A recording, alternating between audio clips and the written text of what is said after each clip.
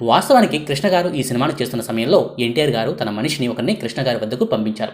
ఈ cinema subject ప్రజలకు ఎక్కదు, అంతగా ప్రజాదరణ పొందదు, ఫ్లాప్ అవుతుంది, భారీ నష్టాలు వస్తాయి, నా మాట విని ఈ సినిమాను ఆపేయ్ అని ఎన్టీఆర్ మాటను కృష్ణ గారికి తెలిపారు.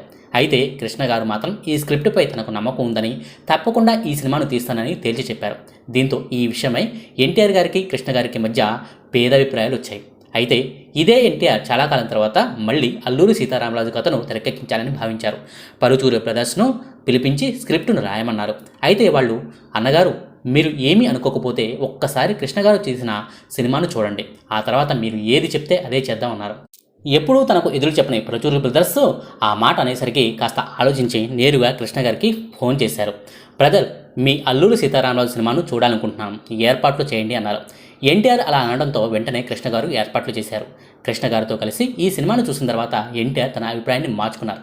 ఈ చిత్రాన్ని ఇంతకంటే గొప్పగా తీయలేరు, ఈ పాత్రను ఇంతకంటే గొప్పగా ఎవరూ పోషించలేరు అని కృష్ణను మెచ్చుకున్నారు. ఇక ఈ చిత్రాన్ని మేము చేయాల్సిన పని లేదు అని కూడా పరుచూరి బ్రదర్స్తో తేల్చి చెప్పారు. అయినా ఆ పాత్రపై మక్కువను చంపుకోలేక మేజర్ చంద్రకాంత్ సినిమాలో ఓ పాటలో అల్లూరిగా కనిపించి తన కోరికను తీర్చుకున్నారు. ఇక అల్లూరి సీతారామరాజు సినిమాను విడుదల కాకముందే చూసిన చక్రపాణి గారు సినిమా చాలా బాగా వచ్చిందన్నారు. అంతేకాకుండా ఇంతటి మహోన్నతమైన పాత్రలో చూసిన ప్రేక్షకులు మిగతా పాత్రలో చూసి కృష్ణని అంగీకరించలేని, అలా ఓ 10 సినిమాల వరకు ఫ్లాప్ అవుతాయని చెప్పిన జోస్యం అక్షరాల నిజమైంది.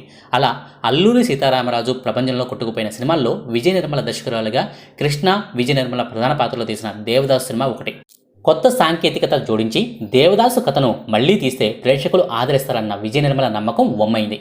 అక్కినేని నాగేశ్వరరావు గారు ఈ సినిమా విడుదలకు కొద్ది రోజుల ముందే తన దేవదాస్ సినిమా హక్కులను కొని మళ్లీ విడుదల చేశారు.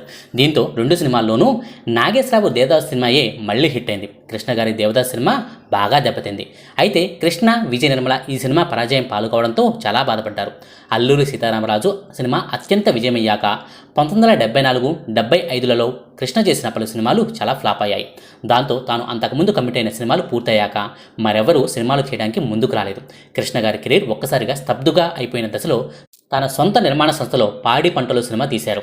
1976 సంవత్సరం సంక్రాంతికి విడుదల చేయడానికి ముందుగానే నిర్ణయించుకున్నారు. అప్పటి వరకు ప్రధానంగా ఎన్టీ రామారావు, అక్కినేని నాగేశ్వరరావుల మధ్యనే ప్రధానంగా నడిచిన సంక్రాంతి సినిమాల పోటీలోకి కృష్ణ గారు 1976లో పాడి పంటలు సినిమాతో దిగాడు. 1976 సంవత్సరం సంక్రాంతికి రామారావు వేములవాడ భీమకవి, శోభన్ బాబు పిచ్చి మహారాజు సినిమాలతో పోటీగా పాడి పంటలు సినిమా విడుదలైంది. సంక్రాంతి సినిమాగా పాడి పంటలు సినిమా విజయాన్ని దక్కించుకుంది. అలాగే మందకొడిగా సాగుతున్న కృష్ణ గారి కెరీర్ మళ్లీ ఊపందుకునేలా చేసింది. ఇవండి కృష్ణ గారి అల్లూరి సీతారామరాజు 100వ సినిమాకు సంబంధించిన సమాచారం.